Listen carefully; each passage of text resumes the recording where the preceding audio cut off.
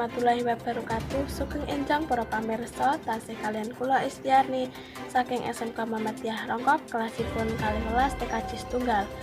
Pawarta sakmenika yaiku wonten babagan banjir ing Giri Suba saking dinten Minggu 18 Januari 2021.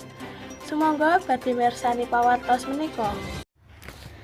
Kondisi banjir ing Giri Suba punika ingkang luas, akibatipun aktivitas warga ingkang kaganggu. Menurut Badan Penanggulangan Bencana Daerah Giri Suba, penyebab banjir menika amargi curah udan ingkang deres. Udan ingkang medhun gawe banyu genangi omah warga lan wana-wana warga. Banyu miwiti genangi omah kae jam 12 wengi.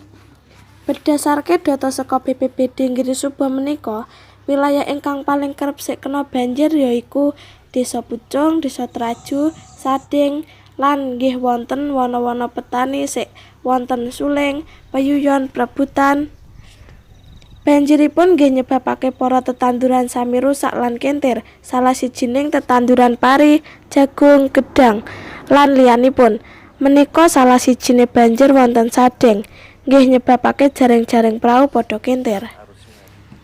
Lan banjiripun nggih nyebabaken perbatasan Sungbanyu ngantos Sading menika putus amargi dalanipun ambles. Jembatan ini dalam situasi yang membahayakan. Jalur provinsi wilayah Pucung sama Sungbanyu.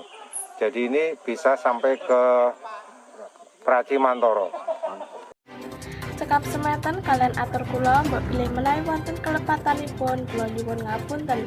Wassalamualaikum warahmatullahi wabarakatuh.